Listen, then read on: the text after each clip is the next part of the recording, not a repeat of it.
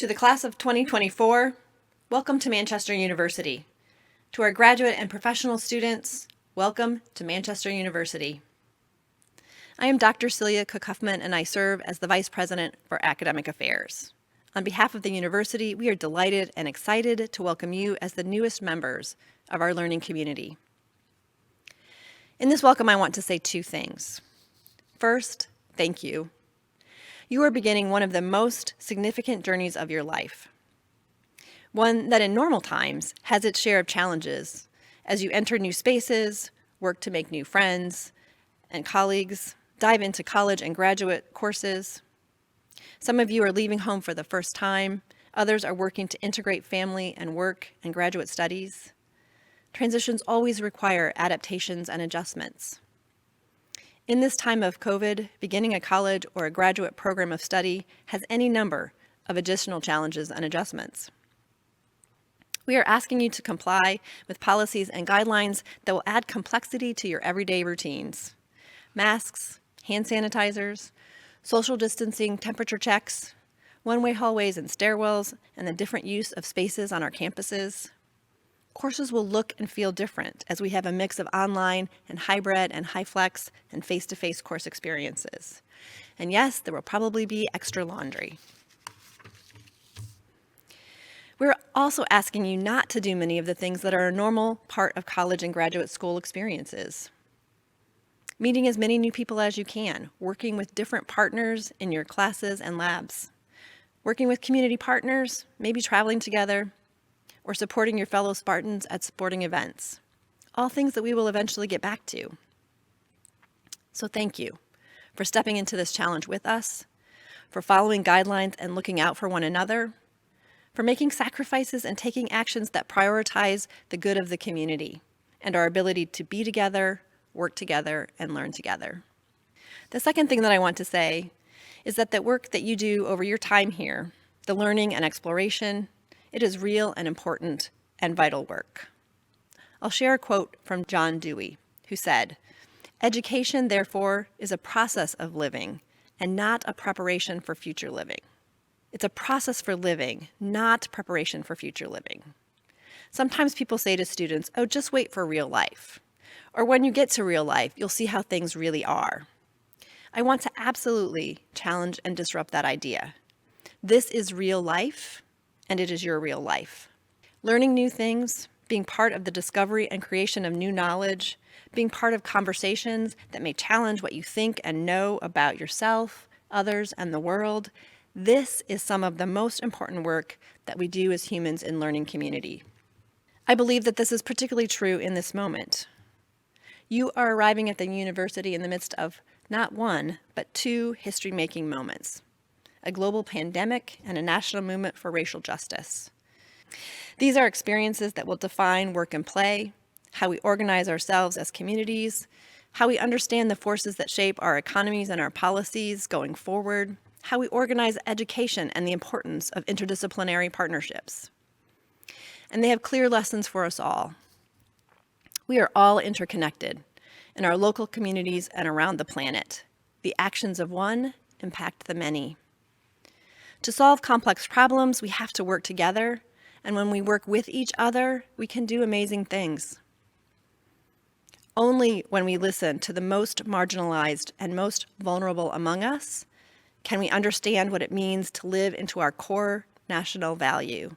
We are all created equal. You arrive at Manchester in a moment when we are learning together, faculty, students, staff, and administrators, as we work to address both old and new challenges.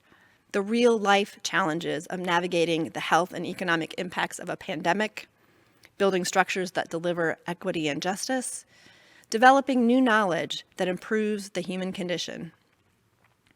Know that we are excited to have your wisdom, your strength, and courage, your ingenuity, creative problem solving, thinking outside the box curiosity, and willingness to explore as part of our team. Welcome to Manchester. Welcome to this leg of your life's journey. Good afternoon. My name is Trevor Johnson, and I am your Student Senate President. I'm very glad to be back on campus in these trying times, getting to see so many new faces, truly brings a smile to my face. It is my honor to welcome you all to campus this year. This year is one for the history books, but as Spartans, we will persevere, as we are resilient. Resilience is defined as the capacity to recover quickly from difficulties. However, I define resilience as being a Spartan. Some people may think ancient warrior or Gerard Butler as Leonidas when they hear Spartan, but that's not the case. We're not that kind of Spartan. We're just as tough. The Spartans of ancient times fought the Battle of Thermopylae, and we are fighting our own battle. As a proud Spartan, I know that we will not back down and will push through with pure determination. Just as the Greeks overcame the odds and stopped the invasion of the Persians, we will overcome 2020 and all the troubles that have come with it. Being a Spartan is more than fighting battles, though. It's about being united. And I know that we will unite not only as peers, but as family. Manchester is where I found my second family, and I know that all of you will too. If we lift each other up through these crazy times, we will easily conquer any obstacle in our paths. Again, I just want to say welcome to all the incoming Spartans and to all of our returning Spartans too. This is going to be a great year, and I can't wait to see what's to come. We are Spartans, and we are resilient. Thank you. Hello, Spartans. My name is Becca Patton, and I am a second year in the Master's Program for Athletic Training. I'm honored to be welcoming new and returning students on behalf of the Fort Wayne campus and College of Pharmacy, Natural, and Health Sciences, where we house 3 graduate programs: pharmacy, pharmacogenomics, and athletic training. Though much is different about this academic year than in years past, I feel a deep sense of gratitude for my academic leaders and my cohort as we've really learned to challenge, rely on, and grow with one another in such a time of uncertainty. And though recent events have made this dance ever-changing, I still look forward to all the positive and educational experiences I will get to learn from in the coming academic year, like having a clinical immersion with the Fort Wayne Ballet. It is opportunities like these where I have experienced Manchester University living out its core value of fostering personal and professional transformation, demonstrating that it is through learning that we become our better selves.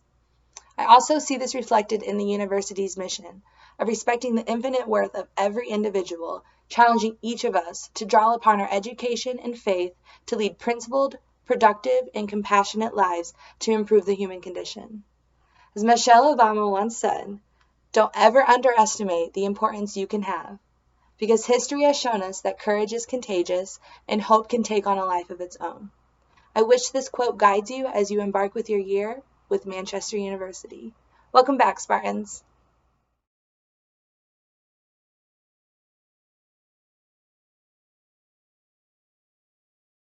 We shall overcome.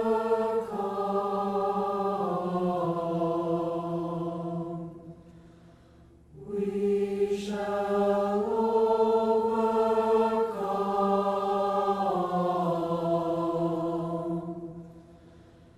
We shall overcome someday.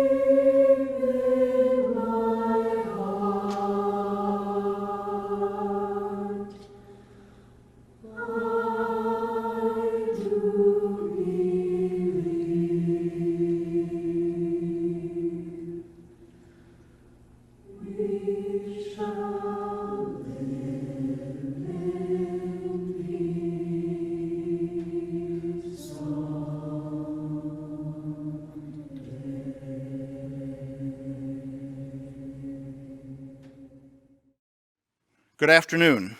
I'm Dave McFadden, president of Manchester University.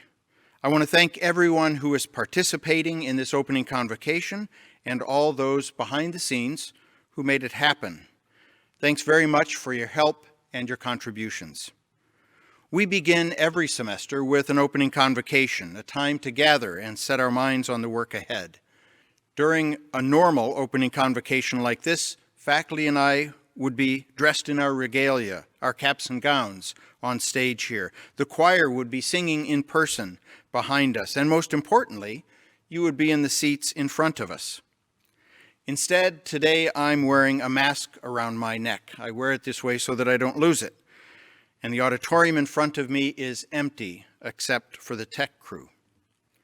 This isn't a normal year, a normal fall. How many times will we say that?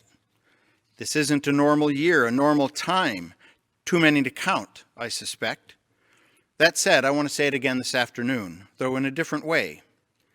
It is a challenging time, yes. It is an anxious time, yes. It is an unprecedented time, yes. But it is also a pivotal time, a momentous time, a time of opportunity, a time to be ignited. That's today's theme, be ignited. The phrase comes from a poem by Mary Oliver titled, "What I Have Learned So Far." In the poem, Oliver asks this question: can one be passionate about the just, the ideal, the sublime, and the holy, and yet commit to no labor in its cause? And then she answers her own question with a simple, straightforward statement: I don't think so. Can one be passionate about the just, the ideal, the sublime, and the holy, and yet commit no labor to its cause? I don't think so. And then this: be ignited or be gone. Be ignited or be gone. Not a lot of options here, not a lot of room for shoulda, woulda, coulda. Maybe I'll do it tomorrow. Be ignited or be gone. Oliver calls us to action urgently. Our work here is deeply rooted in our mission statement. You heard Becca read it a few minutes ago, and I want to read it again to you.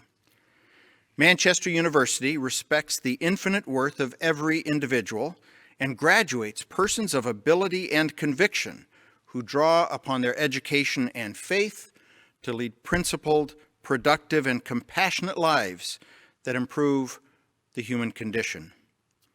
In this day, 3 parts leap out: respecting the infinite worth of every person, graduating persons of ability and conviction, and improving the human condition.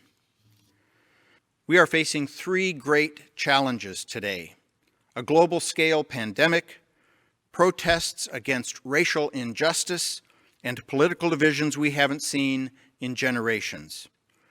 Any one of these would define this time in history, and to be addressing all 3 at once is an unprecedented challenge. At a time like this, Manchester's mission, our mission, is more vibrant, critical, and relevant than ever before. I'm going to talk briefly about each of these issues and have asked some friends to share about each one as well. As you listen, think about these questions. What are you going to do in each of these areas this year? What is your role, your opportunity to make a difference? How will you be ignited? So first, the pandemic. I won't spend much time telling you about the scope of the COVID-19 pandemic. You can't miss the numbers. Over 24 million cases and 820,000 deaths worldwide. Over 5.8 million cases and over 180,000 deaths in the United States. Almost 90,000 cases and over 3,200 deaths in Indiana. By the time you hear this, the numbers will be higher. I wrote my doctoral dissertation on international responses to global pandemics, exactly what we're going through right now. It's rare that I get a chance to talk about it, but I brought it with me. International Cooperation and Pandemic Diseases, regimes and the role of epistemic communities in combating cholera, smallpox, and AIDS, by David Fancher McFadden. I learned that it's important in a dissertation title to have a colon and a subtitle, and this one does. All of this, 273 pages and too many years of research and writing on how best to respond to global pandemics, can be boiled down to just three things. 1, successful responses set aside politics. 2, successful responses value health first and foremost. And 3, successful responses turn to science for answers. I've changed my lapel pin. I'm wearing a pin that says, "Thanks, Science," on a syringe. It's a reminder that many in the world don't have to worry about polio, measles, mumps, diphtheria, chickenpox, or rubella anymore. Scientists have created effective vaccines for each one. And if we funded vaccine programs around the world, no one would need to worry about them. And smallpox, which used to kill millions of people every year around the world, has been completely eradicated. You can't get smallpox anymore. Thanks, science. I want you to know that all of what we're doing at Manchester this fall, all of the rules we have in place, are based on the best science available to us. We aren't having you wear masks for political reasons. We're doing it because science says it will help keep us safe. One of the people at Manchester best positioned to reflect on COVID-19 is Tommy Smith, Dean of Manchester's Pharmacy and Health Sciences programs. Tommy is part of both our response team and our reopening team, and I've asked him to share with you.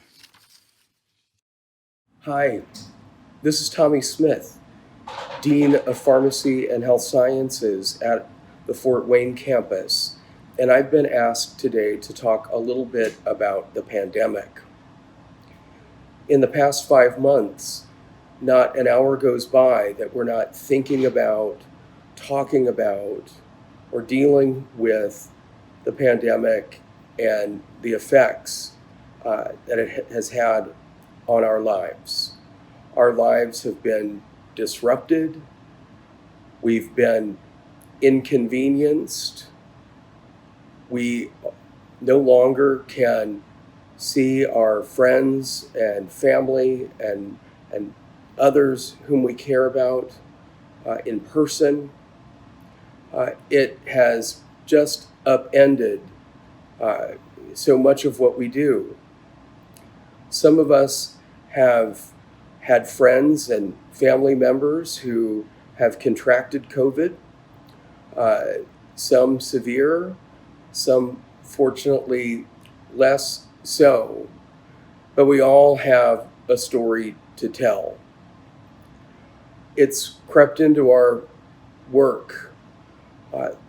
I know, like so many of you, I have created a plan, one that I've spent hours and hours, sometimes even days, working to perfect, only to find that, a week later, a day, or even some hours go by, and that plan is outdated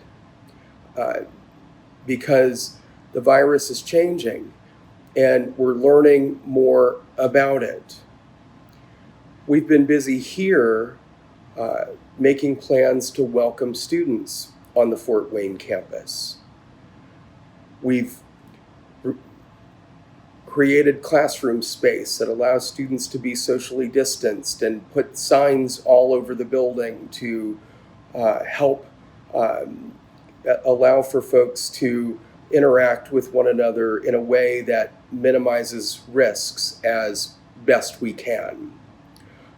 We've created class schedules, second and third drafts of class schedules.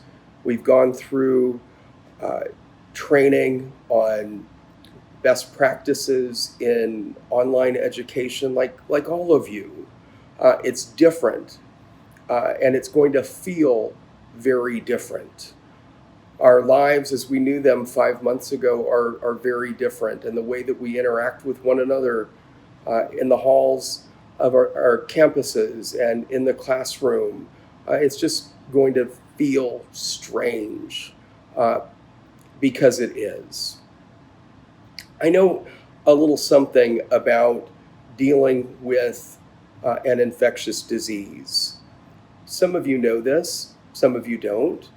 But back in 1999 on New Year's Eve, I was out celebrating the coming of the new millennium and was feeling like I was getting the worst bout of flu I'd ever had in my life, and went home long before midnight and woke up the next day with purple splotches all over my body and legs in agonizing pain. Went to the emergency room, was quarantined. The healthcare team suspected I had contracted bacterial meningitis, a deadly infectious disease. And over the course of the next 6 months, I was hospitalized, spent more than 6 weeks in a medically induced coma, and underwent more than a dozen amputation and skin graft surgeries. Spent nearly 2 years in recovery. And so it was a long, hard road. And so I'm here today to encourage everyone to take things seriously, that this disease, while different from the one I contracted, it's serious. It's no joke. And we have to do all of the things that we've heard epidemiologists and infectious disease specialists telling us to do. Things like washing our hands, wearing a mask, remaining socially distant from one another, not engaging in behavior that's risky, like going out to crowded restaurants or bars or big gatherings with family and friends. Not only isn't it safe for you, it's not safe for your students and for your colleagues.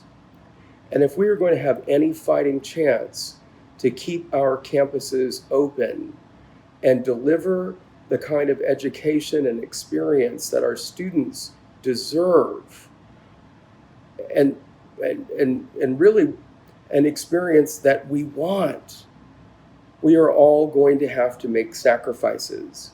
It's going to mean buckling down and for the next 3 months, really doing those things that allow us to remain in person, on campus, face to face with one another. We can make this sacrifice. It's important to all of us. And so I'm here to ask all of you to do the right thing. Also, be kind to one another. Show grace. And while we would love to give high fives and hugs as we return back to our respective campuses, we're just going to have to send emojis and do an elbow bump, if you will, from 6 feet apart. Colleagues, I wish you a wonderful start to your school year. We're all in it together, Spartans. Tommy's personal story is a powerful one, and his advice is at the heart of what it means to be ignited when it comes to the pandemic. Value the health of the people and communities around you by wearing a mask, social distancing, and avoiding risky behavior. Follow the rules when you're in buildings on campus and when you interact with people outside and when you are off campus. If we don't all protect each other, we will end up shutting down our campuses early and returning to remote learning. Just look at what happened at Notre Dame, Michigan State, and the University of North Carolina. Students there gathered in large numbers without masks or social distancing at large off-campus parties. And those schools shut down immediately. We don't want that, and you don't want that. As Tommy said, if we're going to have a fighting chance to keep our campuses open, we're all going to need to make sacrifices. To paraphrase Mary Oliver, be ignited, or we are all gone. I've changed my lapel pin again. It now says Black Lives Matter, and I want to talk about racism. I said earlier that our mission statement starts by affirming the infinite worth of every person. I love that phrase. I quote it all the time. But on this issue, frankly, our mission statement lets us down. There's a line in the song Glory in the movie Selma by John Legend and Common that goes like this: justice for all just ain't specific enough. I feel the same way in this moment about our mission statement. The infinite worth of every individual just isn't specific enough when dealing with racial injustice. Black Lives Matter responds to the specific, historical, and horrific injustices aimed at African Americans over generations, and we need to say Black Lives Matter individually and nationally to lift up those issues. And at Manchester, we need to say we lift up and respect the infinite worth of every Black life. This is the 50th anniversary of the founding of what was then called Afro Club, African Americans for Righteous Objectives, quickly followed by the establishment of the Afro House the same academic year. Afro Club is now the Black Student Union, and the Afro House became the multicultural center that we have today. Both grew out of ugly racist incidents here on campus, and both were important steps in igniting Manchester College. So, we've been working on racism here for decades, making some progress, but we still have a lot of work to do. Megan Polonais, Director of Multicultural Affairs, Alicia Daly, Assistant Professor of Social Work and Chair of the President's Diversity Committee, and many others are helping us to step up our game. Watch for information over the next few months about those initiatives.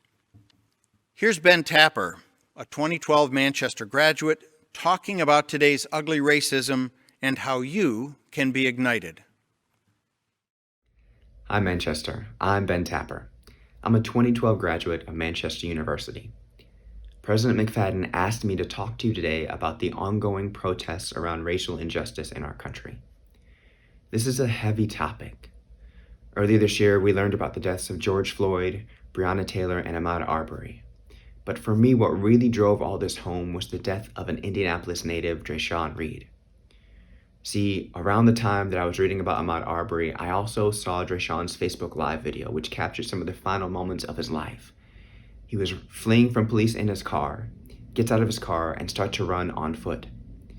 Suddenly, he's tased, and then we hear gunshots ring out, and Dre'Shawn's dead.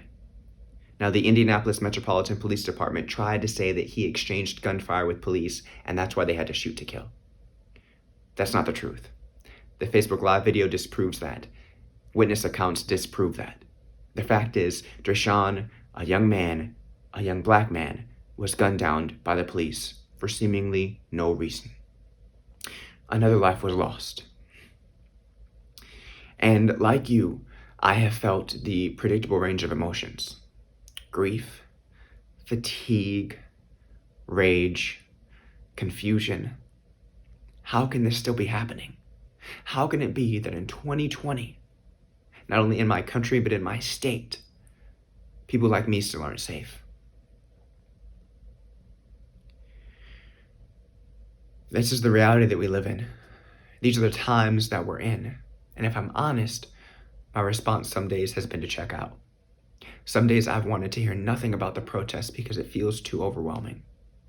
Some days I've wanted to do everything I can to bring down this system that is threatening our lives.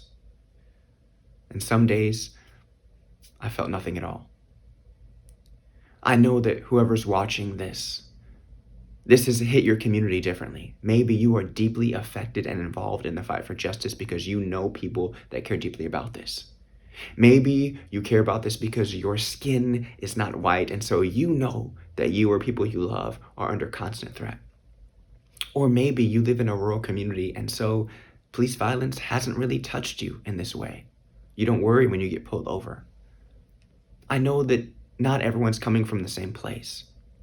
But I also know that because you're at Manchester University, you care about being people of ability and conviction.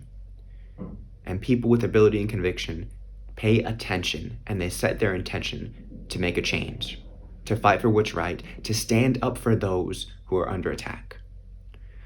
And I know that there's a lot that is going on right now in the world. There are a lot of things to distract us, a lot of things we actually have to pay attention to. So I'm not here to shame you for not doing enough. I'm not here to tell you you have to go out and do more or to practice self-care. Some of that may be true. I'm simply here to encourage you to set your intention. Set your intention to do the best you can, to pay a little bit more attention.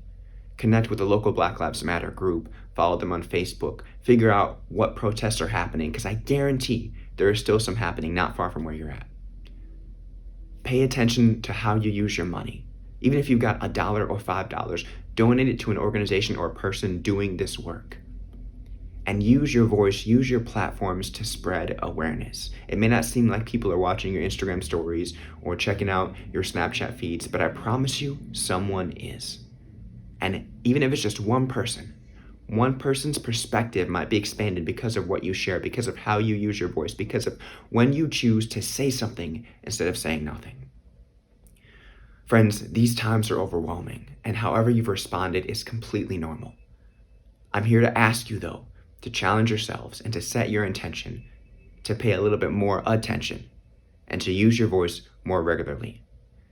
The fight is not over. There'll be many more days like the ones we've experienced. But I trust that if we're all playing our part, we can envision and create a better world, a safer world, and a more just world.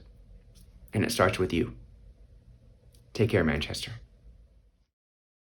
What did you hear from Ben about being ignited about racism? Pay attention. Set your intention. Get connected and get involved. Use your platforms to share your voice, even if your audience is small. Stand up for those under attack. We are each called to be ignited in the fight against racism. Be ignited or be gone. Finally, our political climate. I was surprised during a recent conference call with college presidents around the state of Indiana when someone said that they were as worried about the impact of the election on their campus as they were about COVID-19. Regardless of the outcome, they said, some were going to be elated and some despondent. They worried that people are so far apart on many political and social issues that the outcome of the election would spark another conflagration. It would be an understatement to say that the country is divided politically these days. Long before the streets filled with protesters this summer, we were a divided nation, fractured along more lines and issues than we could count. Many of you have heard me say at Manchester, we don't tell you what to believe. You don't have to hold a particular set of values or beliefs to be here, but we do ask you to test and shape and reshape what you believe by interacting with, learning from, and listening to others. Part of that process is setting aside any preconceptions, assumptions, and certainties you have about those who are different than you, who believe differently than you, whose life experiences are different than yours. Set aside your stereotypes as you learn. One of the beautiful things about being a student is that you are intentionally focused on learning and you have time to engage with others in that process. But you can do more than just learn. You can be ignited. Listen to Kenny Doss talk about his experience in his home community of Englewood on the south side of Chicago, when he decided to take seriously the call to be the change you want to see. How you doing today, Miami family? It's Kenny Doss. With all the madness going on in the world, this is the opportunity for us to stand up and let our voices be heard. I myself had the opportunity to run for political office and stand up for my community and do what's right. Now it's your chance to stand up and let your voices be heard and get out and vote. We always hear, be the change that you want to see. So I decided to run for political office in my hometown, Chicago, the Englewood community. I was one of the youngest to ever make a political ballot in history at the age of 23, with me running for alderman of the 16th ward.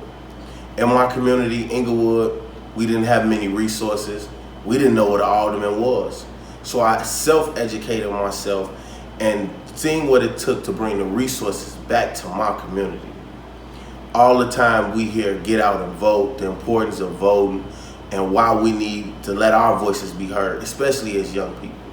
Well, the time is now. If we want to see our country in a better place, if we want to see our communities in a better place, if we want to bring the resources to where we live, to make sure that our kids have great schooling, to make sure we have everything we need to push forward as a better country tomorrow, let your voices be heard today. Get out and vote.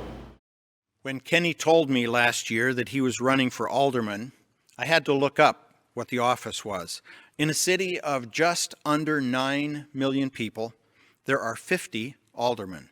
They serve the needs of their constituents and together form the City Council of Chicago.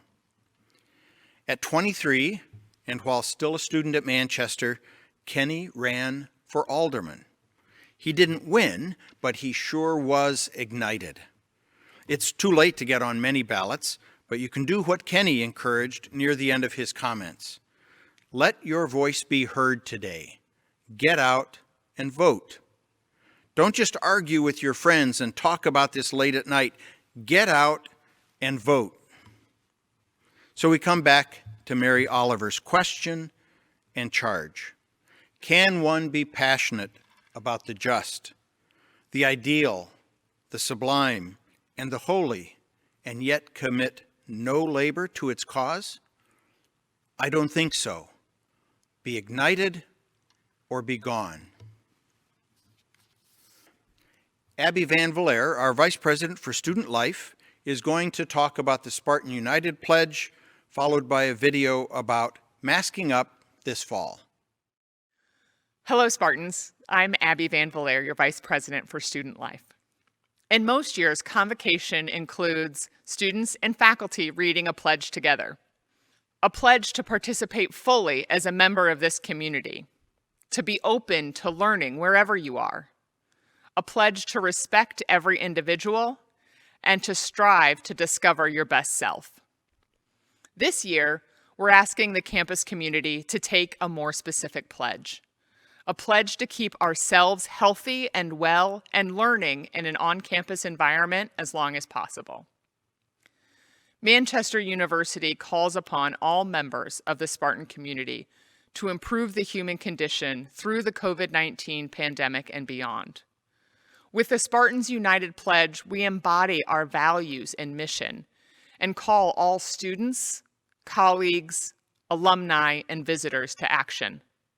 We will be responsible for others and ourselves and extend compassion, civility, and integrity to all. Join your fellow Spartans as they recite the Spartans United Pledge. I pledge to educate myself regarding regulations, requirements, and guidelines pertaining to the campus and community. I pledge to check my university email frequently each day and follow all guidelines communicated. If I don't understand, I will contact health@manchester.edu. I pledge to wear a mask or face covering as directed to protect others and myself. If I need a mask, I will contact health@manchester.edu. I pledge to monitor my health daily and follow the university care plan for the treatment of COVID-19 symptoms. I pledge to maintain social distancing and follow guidelines in all campus locations. I pledge to cover my cough and my sneeze. I pledge to practice good hand hygiene. I pledge to communicate with staff and healthcare professionals promptly if I suspect I have COVID-19 symptoms. I pledge to maintain physical distancing and stay home if I feel sick or if I believe I have been exposed to someone who has COVID-19. I pledge to inform my instructors and fellow students who may be counting on me to complete courses and academic goals. I pledge to abide by all protocols set by businesses and other organizations to mitigate the transmission of COVID-19 in our communities. I pledge to participate in all educational programs provided to take care of others and myself.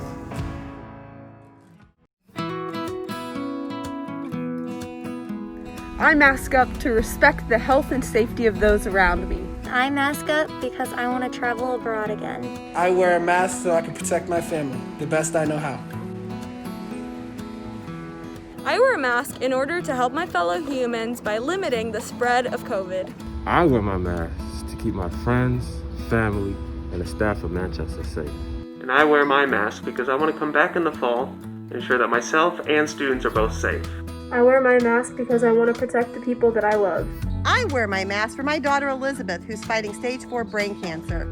And together, we're wearing our masks because we want life to go back to normal. I wear a mask to make sure that the whole Manchester community stays safe and all of our visitors are safe as well. I wear a mask so that I can see my friends for the first time in what feels like forever. I wear my mask because I am a student athlete. I'm a part of our softball program at Manchester.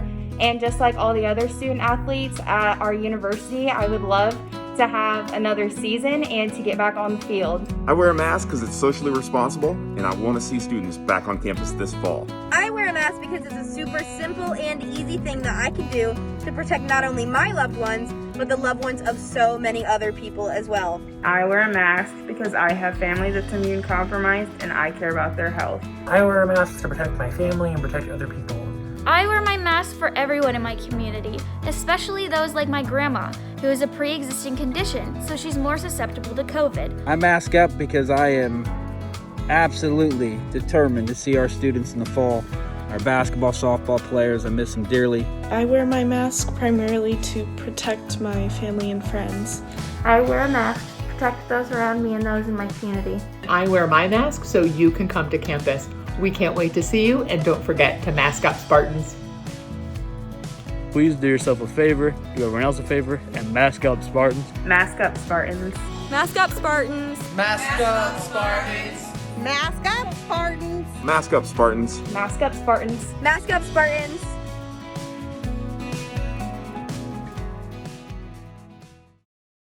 I'll wrap up by quoting Ben Tapper. If we're all playing our part, Ben said, we can envision and create a safer world, a just world. And it starts with you. Be well and have a fantastic semester.